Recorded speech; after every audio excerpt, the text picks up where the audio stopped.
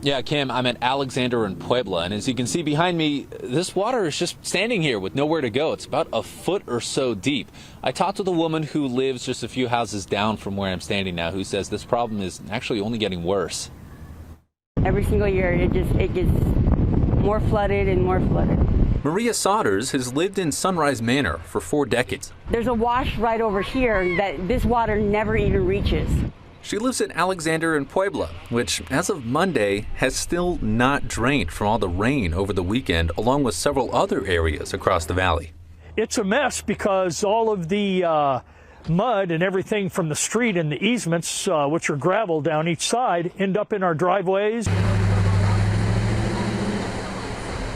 A neighbor in a different part of Sunrise Manor is just waiting now for the standing water in his area to be siphoned off. It's fun to watch the street sweeper trucks come and suck this water out. They'll be here tomorrow to take out whatever's left. Sodders says this happens quite often. I live at the end by the washes, and it's still, I couldn't get my son to school because it was so flooded. With about a foot of water in front of her house, anyone trying to get by is also affected. And this is almost like a major street, you know, for people to get from here to there. I mean, DoorDash people getting stuck. Sodders partially blames the layout of the street, which she says helps to create all the standing water. And it just forms a big, humongous lake swimming pool. Creating more hazards than just the water. It brings down couches, mattresses, everything. So right now we're actually seeing a car trying to navigate this.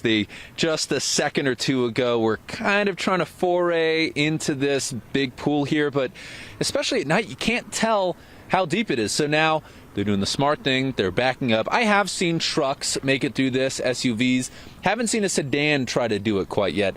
Again, probably a good idea to start backing up. So since Fox 5 sent a camera crew earlier today, water really hasn't moved much, about a foot, foot and a half.